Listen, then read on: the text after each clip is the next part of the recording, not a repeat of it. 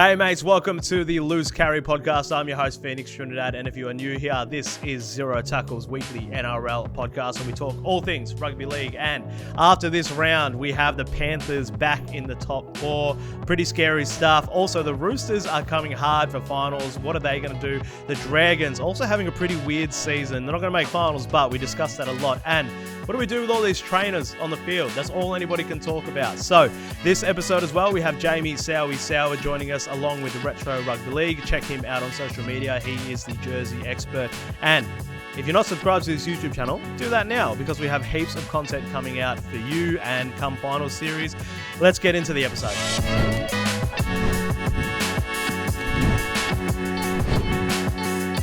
Alrighty, and back as always, we have Darren Parkin, Zero Tackle Analyst. How are you, mate? Going very well, yeah. The moving pieces around top 4 and top 8 continue. Absolutely. And making his return after a very controversial TikTok went way too viral. Retro Rugby League, how are you, mate? Yeah, going well. I heard I got a mention last week as well in the show, so it's a revolving thing. But mate, I'll save a comment for the Sharks later on. I don't think they're actually this boring this weekend. I'm definitely throwing to you for when we cover the Sharks game. And making his return again, Sowie, how are you, mate? I'm good. I was a bit disappointed not to see Lee on here. I had a heap of notes for him about what he was going to talk about. But I'm happy to see Retro. I've been a big, quiet, stalking fan of his, so I'm happy to go head-to-head and see where he goes today. Absolutely, yeah. Lee will be on next week, but I have to say, Sowie, I reckon you like every single reel that I see on Instagram these days. Like, anytime I see something good, it's liked by Sowie Official. It's the doom scroll period, which we all go through, but I'm enjoying the rugby league content. I think it's, I was saying before, like, we're actually, as fans, I think that we're smarter than what, people in the media or rugby league players give the fans credit for. So I like watching different content, people present it different ways, and whether it's a retro jersey or an opinion, I'm going through and listening to it. If I don't like it, I don't like it. Alrighty, well, let's make some of that content right now. Let's get to the first game of the rundown, thrown back all the way to, I think it was Thursday night, Storm getting over the Broncos. Retro, what did you make of that one? Yeah, it was one of those games where I thought, like, this is going to be a defining moment of the season, and it was, but not in the way that we necessarily expected. Broncos seem to be hanging in there at the start, but not, like, overly confidently so. And then in one foul swoop, Reynolds and Mann went down, and that seemed to be them cooked. And, that was really it. Like, some of the defensive efforts after that were pretty lackluster.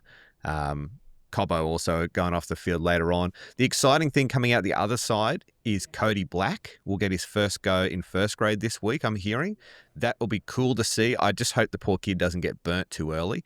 But when I watched that under-19s game at the State of Origin on the Sunshine Coast, he was, in my opinion, far away the best player on the field, and it'll be interesting to see what he's like in a first grade jersey. Sowie, though, I know you had some thoughts about the Broncos and how they fell away. Yeah, it was built as a big game for them. Yeah, their top 4 aspirations, the Warriors sliding, the Panthers coming. So I just think that they're actually pretty gritty. Melbourne, for me, haven't hit their full straps yet. We keep waiting for it. We keep not making excuses, but we keep thinking, okay. And I think the main thing for Melbourne is their defence was still good. They could have easily conceded a try. They didn't. But devastating blow for the Broncos to lose their 2 main playmakers and then Selwyn Cobbo as well. I don't think we've ever seen anything like that. No, I mean, it's 2 in the same passage of play, let alone 2 in the same game. And, it's interesting the mechanics of the matchup. It's a quirk that they'll play each other again before the end of the season in less than a month, and then they could conceivably play in the finals as well. They might play 3 times in 7 weeks or something. 17 out of 18. Now, I know the Storm have had a good record against most teams, but 9 in a row in Victoria. Retro. I mean, I don't think psychologically players would necessarily think too much about the fact that we haven't beaten this side in a while, but clearly there is a mechanics behind it in terms of the matchup is a good one for the Storm and not a great one for Brisbane. And I guess that's one of the things that the injuries took away from them was a chance to really have a crack at getting a result in that game to get that monkey off the back. Yeah, I mean, but don't forget, with the exception of 2023, the Broncos haven't really been as formidable a team since 2018, 2019. So a lot of that is kind of deadwood stats. But Melbourne, it just seems to be one of those bogey sides, right? Like Melbourne Yeah. always just seem to have the wood on the Broncos, no matter who's coaching. So I don't know what's happening there. And I think just on that play where Mervyn Reynolds went down, I think just shout out to Xavier Coates. He's genuinely, I think, the most exciting player to watch when he's on. But let's move now to Knights and Panthers. Sowie, the Panthers are back in the top 4. I mean, I think we all saw it coming. But one thing I did see coming out of this game that has popped up before, Cleary. So there's a lot of discourse about him playing up for penalties. What did you make of that? Mate, this is absolute trash. The people, you take every advantage you can. We saw yesterday Mitchell Moses trying to get every advantage he can for his side to win. We're not judged on what people think, whether we're playing for penalties or not. I think there's times where before, as a kicker, you had a responsibility to, the pressure was coming. You had to make a decision, and that's the art of kicking. Now, the rules are there. You can't touch the kicker. You can't go through his legs. So, we've seen other players accentuate, even myself at a time. It's not my job to, be morally correct. It's my job to get the referee to make a decision. Now, if he makes that decision and off the back of that, it's same with head highs. Now, having worked in the space for a long time, you see players, he slipped, or you just can't hit him high. Yeah. You just can't hit him high. And if we want consistency, then the penalties on Nathan Cleary were correct. So I've got no problem with it. The game's heading that way. I didn't see anything wrong with what Nathan did. He's extending his kicking leg, and if you run through it, then you're trying to get a penalty. It was the first penalty for mine, though. It's not, like you say, Sarah, it's within the rules. I can't recall which player it was. He just ran through it, basically put double arms out in front, didn't tackle him, just kind of pushed him. Now, apparently that's against the rules that you have to go for a wrapping motion once they start kicking.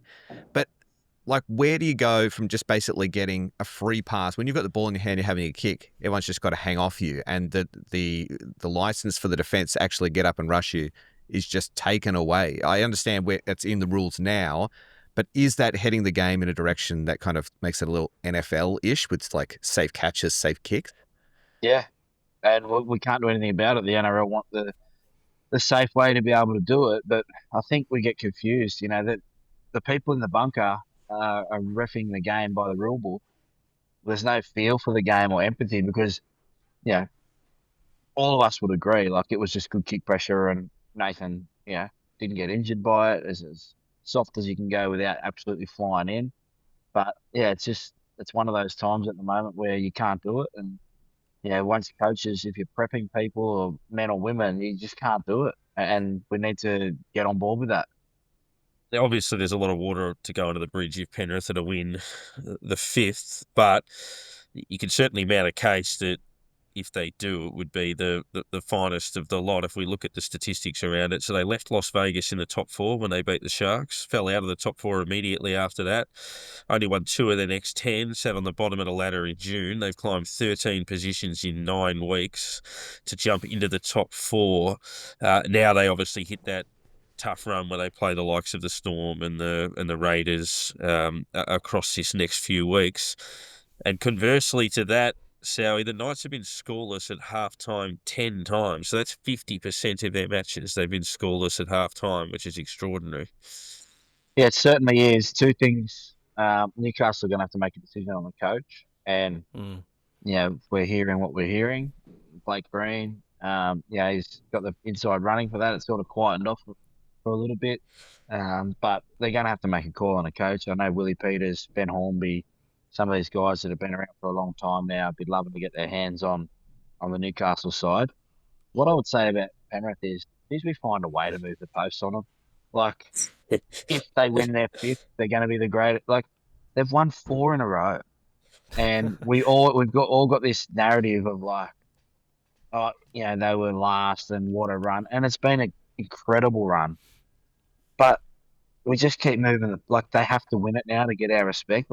That's what they've done the last 3 months through Origin, off the back of winning 4 straight, is enough for me to say, what a franchise, what a club, well led, well managed, all that kind of stuff. But I can just start to hear and see the narrative from people in the media, if they win their 5th, they've won 4 in a row.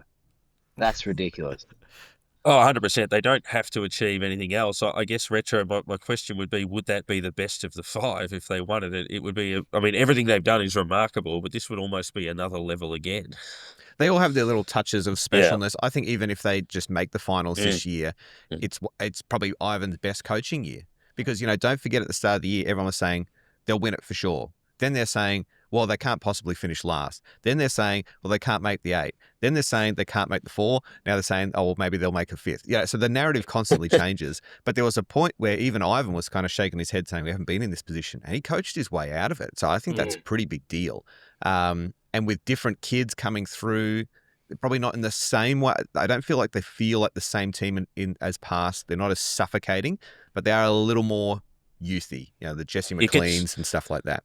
Gets harder each time, obviously, because teams pick off the fringes and your depth gets tested, and it just gets harder and harder and harder. And then to dig yourself out of a hole at the same time. Yeah, I agree 100%. It's been a masterclass. Yeah, but arguably, is it harder to stay at the top and just keep winning, or is it harder to go through that adversity and early on and push through? So it'll be interesting. I think they do have a hard run home, Raiders, Bulldogs, Dragons. So we'll see how that goes, and we'll check back in at the end of the season. But Raiders getting over the Sea Eagles, Darren, they bounced back after a loss last week, which is great. Manly look like they've pretty much checked out though. Yeah, they looked ordinary in various parts of that game. But I guess Lee last week spoke about, we were debating whether losses could come at the right time or they don't do you any harm. He argued that it was a loss they needed. My argument was that it doesn't have to help you, but it doesn't mean it hurts you, if that makes sense. It gives the Raiders a chance to straighten up and look at a few things, and clearly they've taken that in their stride and got straight back to work. I'll agree with Lee on a very minimal occasion. I thought, yeah, it's funny, isn't it? Like, 9, I think we lost 3 out of our last 4 and 5 out of our last 7 in 2010. And people were saying, but, what people don't know is the training load was probably harder because we weren't going to do much during the finals. I think that's a forgotten thing. So the Raiders have been up for so long, and, you get on the bus and you come up to Sydney, you win, you get on the piss on the way back, and everything's going great. Tough trip, Wollongong. It's been a tough trip, especially in those conditions. So I don't take too much away from the Dragons, who I think have been consistent without winning games, and we spoke about that, before we come on air. Loss that they need to have. Yeah, it's an interesting thing, isn't it? Because if they were to lose one more over the next couple of weeks, like, where's the narrative for them? I think the Raiders are one of the favourites, and that's not breaking any news. I just think they're young, exciting. They learn really quickly from their mistakes. A little bit of a watch on their edge defence, though. Tomoko, Savage, those guys still learning. They're going to come up against some big shape, especially the mouth-watering clash of Penrith v Canberra. If there's 1v4 in a couple of weeks, Nathan and Blaze are going to test them out. So a long way to go for the Raiders. But as for Manly, they need to make a change. I think that, it's obviously not working there. They tried to put Tommy back to fullback. It started off well, but it's really hard because they have a squad that should be in the top 4. I think the good news for Raiders fans coming out of that game, apart from getting the win, of course, is winning gritty. Like, they've won a few games where they've blasted teams off the park. They've had a few games where that Dogs one comes to mind, where they were in front by a heap and got nailed, chased down and beaten there. But this was a game where it was a back and forth for a little bit, and Manly kind of had their moments of kind of sticking it to them. Jazz Tavanga made the mistake of doing the Viking clap to the crowd, and that really turned them on. And that was great. It's a great narrative and stuff like that. But that's something that I think, like, that Sticky would hang his hat on to say, they're the moments that they stuck it to us and we gave it back. That's real Sticky kind of stuff. So a quick one, though. When you're in this kind of position of the South Sydneys, the Titans, Manly, teams that aren't going to make it in the finals, what does coaching look like over that period leading into off-season? Do you just take the foot off the pedal and say, boys, let's just kind of have some fun? Do you start planning for the future? What do you do in that moment? Yeah, I think the last 2 years with NRLW, I'd sort of taken the foot off, but it's hard because you still want to win. You realise that some girls are off contract or some guys are off contract. They're playing for extensions. They're playing for new clubs. I think you're trying to make it fun, but what we saw with some of the teams over the weekend is, like, the skill level really drops off if you take the foot off the pedal. So yeah, I think keeping the foot down in terms of when, hey guys, we're going to lock in here for 20 minutes, stuff like that. But I mean, we're only human. We're all thinking about the end of the year and we want to have a rest and all that kind of stuff. So it's a really tough couple of months, especially if you're Titans and Rabbitohs have been out, for a little while now, and you've had injuries. But that's why those games yesterday and meant so much to those guys, because you're still trying to win. But then what about someone like DCE, who, like, from a coaching perspective, what do you do with someone like DCE who looks like he's checked out? And that might be a bit harsh, but he's not going to be there next year. You're not going to be pushing for finals. What do you aim to get out of someone like him? I think it's disrespectful to say that people check out, only because DCE is one of the greats of our game. Has played his longevity, his best ability. He's been available for so many games and played after and all that kind of stuff. And when we say checked out, like, checking out would mean not going to training and not wanting to play. I think you have a responsibility to the game, regardless of where you're coming, to go out there and perform every single week. And when you retire, you quickly forget some of the stuff you went through mentally to be able to put the boots on every single week. And there's no checking out. I think that sometimes games just get taken away from you, and DCE was overshadowed by Ethan Strange and his running game. He missed a couple of tackles and all that kind of stuff, and it gets blown up in proportion to the previous couple of weeks. But this has been coming from Manly. They were pretty boring a couple of weeks ago against the Roosters, and then tough trip down to Canberra against the potential minor premiers.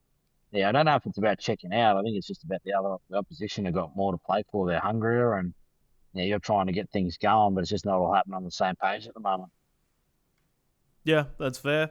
And then again, of course, Jake Trbojevic, third concussion of the season.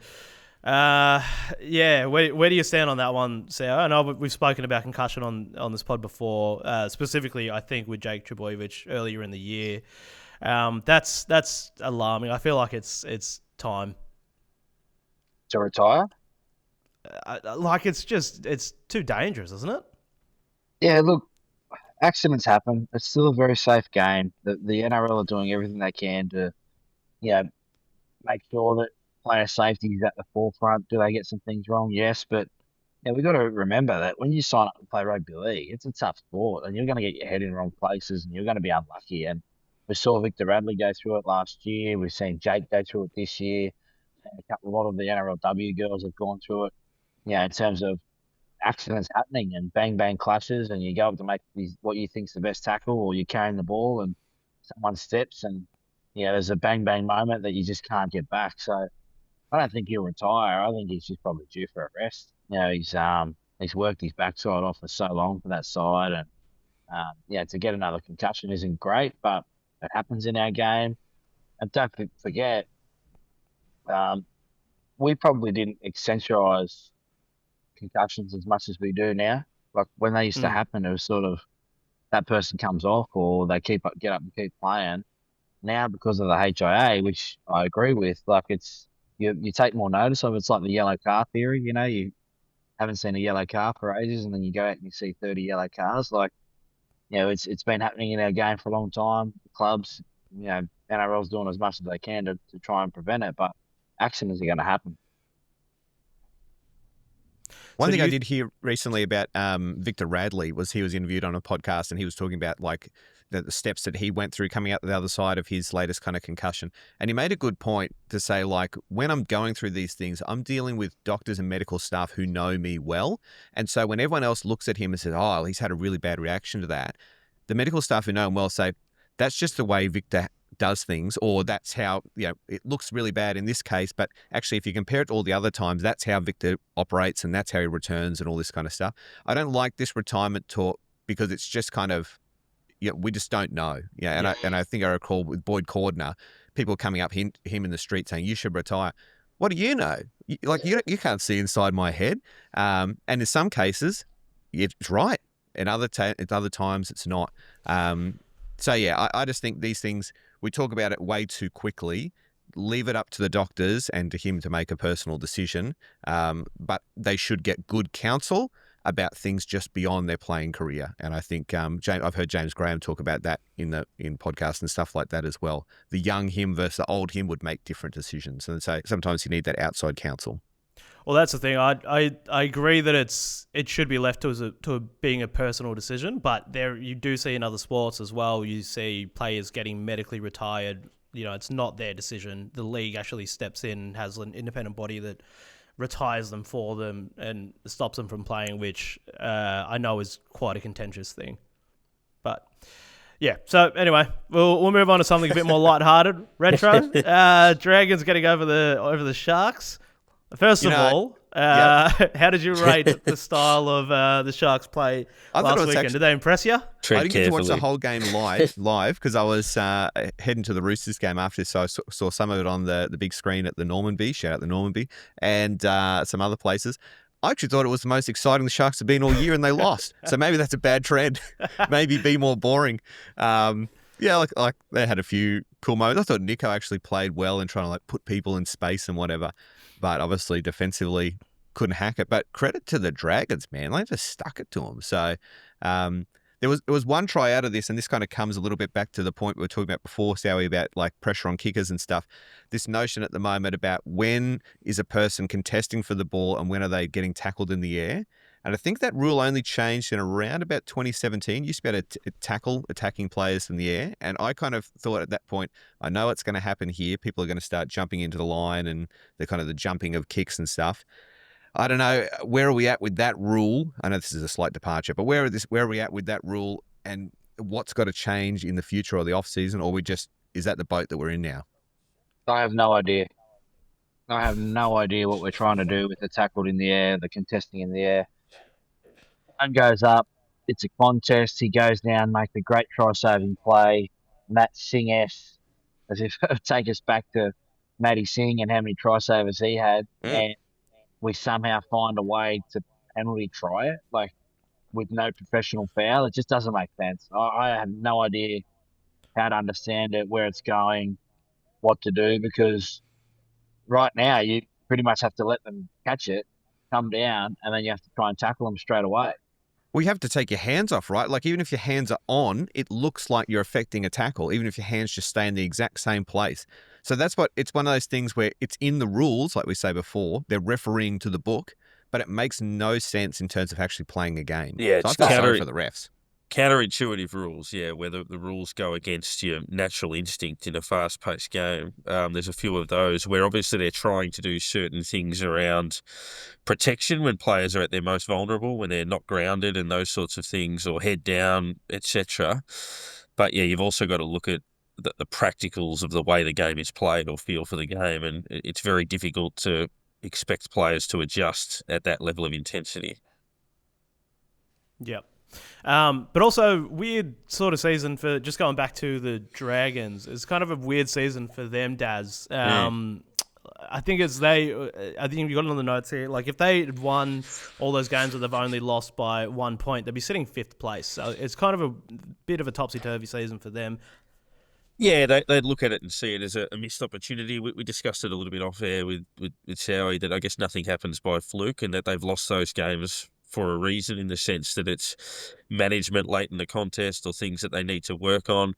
The other interesting stat, which can be deceptive, because until the season's over, you haven't played everybody, and where do you play them, when do you play them, do you get them in origin periods and the like, but only Canberra and Brisbane have beaten more top 8 opponents than the Dragons this season, which means the Dragons have beaten more top 8 opponents than the Storm and the Panthers and the Warriors. So, and obviously the Bulldogs as well. So, it does show that they can compete against the top echelon. Now they've still got to play a couple of decent sides, and Penrith might clean up all of the Storm and the Raiders, etc., and jump into that group. But I guess, Retro, handballing it to you, the numbers suggest that they could have fared a lot better than they have this season, which glass half empty, you'd sit there and think it's a waste, but glass half full, you'd be like, there's a bit to work with.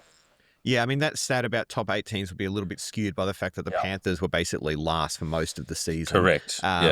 But even then, it seems to be a Flanagan style, right? It's just a tough team to beat, and that's boding well for them. What that looks like in the future, I just struggle to see the shining light for the Dragons that turns them into a premiership threat yet. I like the grittiness, I like the toughness, but I just don't see what that piece of the puzzle is that catapults them into being real premiership threats yet. Yeah, they did have a couple of nice debuts this week, but yeah, 2 wins in a row, looking good for 2026. We'll stick with you, Retro, for the next game. Your Roosters putting up 64 against the Dolphins. I saw you dancing over the weekend on TikTok. I thought Very I'd poorly. give that a mention. Shout out to Hainsey, he teamed me up for that. I have no idea what I was doing. It was a great game to be at, actually. I took a friend who'd never been to Suncorp Stadium before, and as a fellow Roosters fan, we had a great time. Yeah, I don't know. It was everything, right? Like tries galore, except for defense. There was, a bit of a stink in the in-goal area. There was all this good stuff there. I mean, Roosters almost put 70 on him. Marky Mark takes that intercept at the end. So it was a great performance from them. Poor old Dolphins just seemed to throw in the towel a little bit. Shout out to the winger, Nafu, I think, who scored 2 tries, or Nafu. But yeah, I don't know. It wasn't much to love if you're a Dolphins fan. I will give credit to the Dolphins fans. When they scored that last try, everyone got up and cheered. But I think it was a bit of a relief than anything else. Yeah, the pressure and intensity, like first half, 59% of the ball, 90% completion. They ran for twice as much yardage, 582 to 301 effectively through that period. And I think the Dolphins, I was looking at it, they'd scored 149 points in 3 games at Suncorp prior to that. Then they dropped 64 against here, biggest losing margin in their history, most points conceded, worst overall scoreline. So horrible time, Sowie, for them to throw that in. But I think you alluded to the fact that it was probably coming. Yeah, well, we saw the Warriors like a couple of weeks ago escape with a win against Newcastle, and then they've dropped the last 2 pretty convincingly. And then you come up. Sometimes when you win, the Dolphins won against the Warriors, and you think, okay, everything's okay, and you bounce back in, and you come up against the side that defensively the last 2 weeks of Roosters. I think that's a talking point. Defensively, they've played 2 of the best attacking sides in Manly and also the Dolphins, and they've held them for less than 20 odd points total. So there's a big watch on the Roosters at the moment. Their attack's obviously flying. Sammy Walker looks good. I love Hugo Savala, but I'm more impressed with their defence. Yeah, I love Nafu White. I think he's been great for the Roosters this year. And Billy Smith on the edge is probably my favourite Rooster at the moment. Just a battler out on that edge. Spencer Leniu, it really kind of stuck it to him. He had that good try at the end. Yeah, I agree. I like what the middles and stuff are doing for Roosters, and the vengeance they put back in. Victor getting a little bit back on him and stuff. It was a great game from a Roosters point of view. Where that catapults them into the rest of the season, I'm not 100% sure, but better this than being on the end of 64, that's for sure. Yeah, well, they're making a run, and then for 2026, so Retro, from your point of view, where does DCE fit into that? I'm still on board with the DCE idea because I don't know if you're going to buy like a better live-in halves coach, and that's supposedly the deal that was going around, that he'd come in and play for a year and then stay on as a halves coach, and whether that meant the end of Cooper Cronk, I'm not sure. But I don't know. I you're the expert, Sal. You can throw to this as well, but it seems to me to be an all right arrangement to have someone as good as DCE to get alongside the Savalas and the Rodwells and those boys coming through to say, this is how you be a top tier half. Yes, it all looks good at the moment. If they were to go on and get to a prelim, though, geez, it'd be, it comes back to a discussion around who wears the 6, who wears the 7. I still think there's some pieces of the Roosters puzzle to sort out. What Hugo Savala does, what Sandon Smith does. Who do they play at 13? Connor Watson, Reece Robson. How does that look?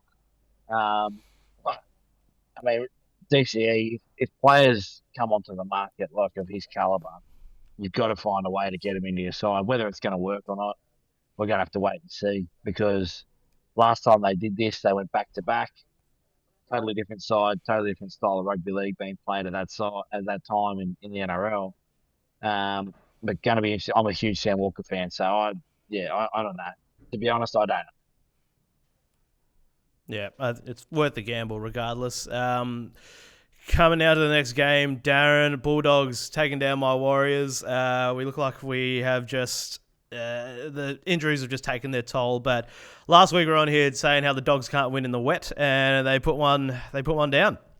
Yeah, they did. Very impressive. They were just too good. Obviously, not the Asterix, but we know the Warriors have slipped a touch with the injuries that they've had, and having a hard time getting out of that spiral, which could ultimately cost them their season. They have got a reasonable draw. Titans, Eels are playing okay at the moment, and Manly, who could sort of hot and cold, but yeah, it's a fair road back for the Warriors. The Bulldogs would obviously want to keep that momentum rolling, given they haven't been at their best in recent weeks. They beat a side that they probably should be beating at this stage, Retro, but yeah, that they did answer some questions. If they copped a shocking day in the finals, at least they've shown they can handle those conditions. Any of my time, I want to shove over to Soward because I want you to nerd out on this, Soward. Burton's kick from basically just over 20 to the following 20. I went down to the football fields the next afternoon because it's my son and I and the girl were kicking the ball around, and I looked at that field. I thought, how do you kick it that far? Yeah. Talk me through that. Like, is that just special, or can anyone do that? You definitely can't. I probably could have. There it is. Clip that up. I think, look, he's got such a big boot on him when he fully extends through. And I was super impressed with the kick, obviously, don't get me wrong. I actually like the idea, the vision, to be able to go for it. I don't think when he kicked it, he was going for 40-20. I think he was just saying, let's get out of here. It was under pressure. You back your skill. I think it was off an offload too. So you back your skill to be able to put it down there. But to kick it that far and follow through, the biggest thing I teach kids is like follow through with your chest and your full extension when you're kicking long. And that's what Matt Burton does. So we've seen how high he can kick the ball, but that was an amazing kick but I just probably respected the idea more than everything else because he was just thinking wet, get it out of here, which in the wet, kick it early, kick off, and that's what you've been told your whole life. So and it's ballsy, right? Like if he's 20 out. So if he kicks that out in the full, they are under the pump hard. So that was pretty ballsy on an edge. He's going for 20-40 too. He could have been going for a 20-40, not just a 20-20. Well, I think he was about 3 steps over the 20. So had he taken 3 steps back, yeah, he could have. But he just blasted it anyway, right? But I think you're right. It seemed a banana back in the wrong way. But yeah, ballsy move. That was my favourite moment of the game. I was like, wow, what a kick. Yeah, absolutely. All right, let's get to the next one, Retro. So, Titans, Rabbitohs. That was an interesting matchup coming into their battle for the to not get the wooden spoon. But I don't know. What do you take away from something like that? I don't know, really. I mean, it's, you rue the missed opportunities for Titans fans. Jaden Campbell, probably has a few nightmares about that drop ball. But what do you do? Trell, obviously coming back into a pretty ravaged side, has a big impact. Love Trell. I don't really know much more what you do with that. I'm kind of hoping, though, that Alex Johnston gets his record-breaking try-scoring feat in the last round against the Roosters, because I'll be there. And if everyone else is jumping over the fence, you better believe I'll be jumping over that fence too. So you look out for that. Yeah, not too much to take away from it, but yeah, I would love to. That's going to make some great content if you're there for that one. Well, what I will say is not much to take away. Yeah, they haven't avoided the wooden spoon yet, South Sydney, but they got beat by 60 last week. We spoke earlier. 20 minutes ago about players checking out. No one checked out yesterday. That was Latrell Mitchell locked in, Indigenous round, and comes back in and plays left centre up to the standard of what he played in Origin. So, for the people who say, oh, my team's checked out or this or that, okay, during the week, maybe the training's not intense. But when you put those boots on, that showed me yesterday that people still care. Latrell coming back in, I'm with you. Retro, I hope that AJ gets it this year because there'd be torture going in the whole preseason knowing you only need one or you're even. But yeah, it was just that for me yesterday was really entertaining game for two teams that have struggled this year, had injuries, had their own storylines. But that proves that teams aren't checking out. Yeah, good to see. I'll stick with you, Sowie, because we're going to talk about the Eels and the Cowboys. But more importantly, like for the past couple of weeks, we're just talking about trainers apparently. So, what did you make of that? Just about a handover for a rubbish pass. Yeah. I think, look, people can say, we don't need trainers out there. You do need trainers because people get injuries. You got to get messages out there. Do we need to limit the orange shirt going out? that's going to be a question for debate. Blue shirt can only go out 3 times. I think yellow can go out in stoppages. So that'll be the biggest talking point. But for me, again, a really entertaining game from two teams that have not been able to, have sustained success this year. So, but yeah, I think when a trainer gets in the way, like you got to think about it. They go out with a message that's from the coach. They've got to deliver to a player. So, in a sense, they're not looking where the ball is. They're more or less trying to get to that player. And the orange shirt going out, but it was a rubbish pass. I think it should have been a handover. Yeah, but like you're not like looking at where the ball is, but you can't be in that spot. You can't be interfering with the play. But should that be, mate? You watch AFL, okay? Yeah. They have like 50 drinks people. Okay. I think that actually. Yeah. 50 drinks people. I think they've stopped that. I think they've stopped it in between the. Is it in between goals now? I think. We're not going to turn this into an AFL. I was going to say, yeah, you used to have runners stand in the hole in AFL to literally block leads. Yeah. And then they had to get on top of that. And yeah. So. This might be the right podcast to talk about AFL because it's called Zero Tackle. There's 0 tackles made usually in AFL anyway, so we're in the right space. Actually, don't get me started on that, Retro. I was people are talking about the NRL and the distance between first and last this year. You know, West Coast have only had 1 win. See how we bringing this into the AFL realm. All right, yeah. Happened to be against my AFL side too. 64 points. There's 60 points. You know what? I'm with you on this, Soward, because like as a more recent convert to NRL, I actually like how equal the competition seems to be in the NRL compared to the AFL. Like you go into an NRL game and you're like, there's a higher chance of an upset here and a more entertaining game than the back end of the season of the AFL. Darren, I don't know if you agree with me or not, but I'm with you. Yeah, the gap's enormous. Obviously, yesterday, West Coast nearly beat Adelaide, which would have been a miracle. But yeah, as a general rule, you can almost tick off 6 of your 9 AFL fixtures at the start of a round as to what will happen. Give us a debate pod between Soward and whoever it is on the AFL side called a kick in the balls, and you got a debate about which sport, Code Wars kind of thing, and all that kind of stuff. Give it to us. Which is a.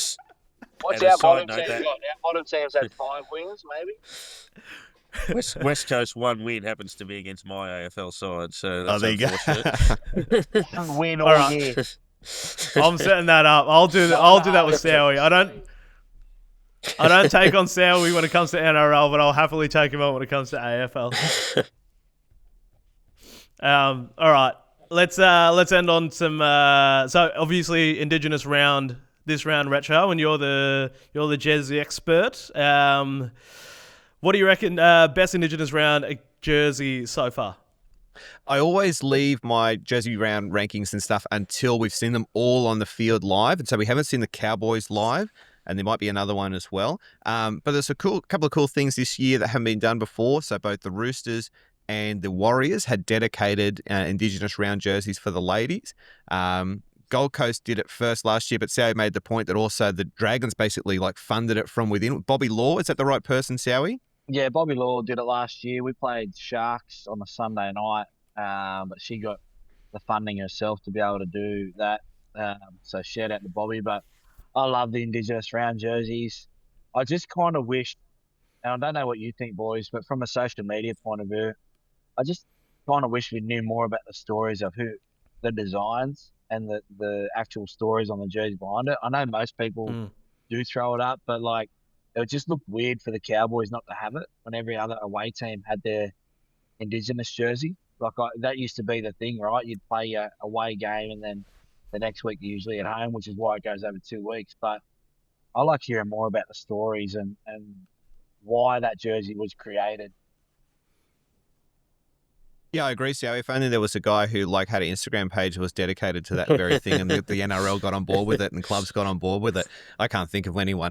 But anyway, no, I agree. I actually didn't mind the fact the Cowboys didn't wear their Indigenous jersey because it probably would have clashed a little bit. And I think there is something nice about putting the focus on Parramatta for that week and the Cowboys will get their turn next week, which is the beauty of having it over 2 rounds. One thing I really will say, like Paras. I was going to say on purely aesthetics, Raiders, Paras, Bunnies for me, but it's probably the colours combination. Newcastle, very good as well. Yeah. I'm actually going to get Sean Duncan Kinchler, who is the designer behind the Parramatta jersey, on the kind of live TikTok and Instagram live this Sunday to hear a bit more about his story and the design and how all that works and comes together. One thing I will say, though, is a slight difference, but it is about Indigenous round. At the Dolphins Roosters game the other night at Suncorp, the guys who did the pre-game and the halftime game kind of Indigenous round, I wouldn't call it a show, I call it a cultural experience, did a fantastic job. I think they were called Quandamooka Group or Quandamooka Troop or something like that. Excellent. They really brought the crowd in and made it an everyone thing. This is us coming together, getting everyone involved. They did a fantastic job. So I'm sorry if I've given them the wrong name, but I want to shout them out because they were excellent. Yeah, absolutely. No one asked, but I was a big fan of the Sharks one. Just because it was good. I generally don't like their color scheme and their aesthetics of their logos and stuff, but I thought their with the black, I thought it looked awesome. Anyway, round 26 coming up. What games are we looking forward to, Daz? I'm going to leave the obvious one because there is clearly an obvious one, and I'm going to go to Roosters Bulldogs on Friday. In terms of Roosters building momentum and whether the Bulldogs are hitting peak form again in time for the finals. Yeah. It's a tale of two cities for me, because the first half of the round, from Thursday night, Friday, and then halfway through Saturday is really good. And then after that, it's just kind of bludgers from there on out, sorry to say. But, Chook's Dogs will be a cool one. What do you call them? Panthers, Storm, Warriors, Dragons, test where they're at. Sharks have got to kick back into gear after dropping it last week. Broncos, Dolphins, it's all kind of there in the first half of the round. But Dogs, Roosters will be the one I'm most excited for. Sowie? I'm going to the Storm Panthers game, doing some stuff there for the Panthers, so I'm really excited about that. I just think that potentially could be a grand final preview. You look at those two teams. It just has Star Wars Series 55 all over it. They just know each other so well. But probably the one I'm most excited for is Roosters Dogs. Yeah. This Roosters side, they are very good, and they've got one of the best halfbacks. I think he's got the best short kick game in the world. And Sam Walker absolutely cooking at the moment. So, I know we say it to sort of look towards the back end of the round and you think, but these teams are going out. The wooden spoon's not decided yet. Hopefully it is for South Sydney's sake, but you never ever know. We'll have to wait and see. Yep, absolutely. All right, well, that wraps it up for another episode of Loose Carry. Thank you, fellas. We'll go around the table. Darren, what do we got going on? We've got a couple of good chats coming up with Chad Townsend, who's doing a bit of stuff with us where we've been, we were building Perth, and we'll have a look at a few other things in coming weeks. So there's plenty to talk about, and then obviously some stuff in the list management space as well.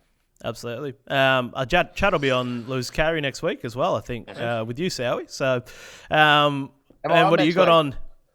Yeah, mate, you're on the schedule. We'll chat about that. We can chat about that off air if you're not available. But what else you got going on, mate? You got some coaching, you got some podcasts. Mate, I'm moving house, as I've said a couple of times. But Guru podcast, take the two every single week. I think we're getting into the niche part of the year where we're deep diving. I've got a question to answer for retros that I'll probably just be reminded of. But no, mate, it's full steam ahead for Samoa now. So a lot of people retro have been asking where they can get these hats. They were only given out in camp, actually. So, I don't know where they would get them from, but retro will probably know. But I like his hat, so I might have to get one of his for when I run. So might have to send me one, mate. Yeah, we can organise that. Usually for members, but maybe we can sneak you in the back door or something like that. But yes, for Retro Club members, we do have these pink caps and the black caps and stuff available. We've also got coming up our big fan poll called Jersey Judgment Day, so fans can vote for their favourite jerseys of the year. That all gets pushed together to make a top 50 list, and we'll see who takes it out. Last year was the Dogs Heritage Jersey. I reckon Broncos black jersey will be making a big push for number one, but it's all voted by the fans, and that will start this week. Beautiful stuff. All right. Thank you for listening. Subscribe to the YouTube channel, and we'll see you next week.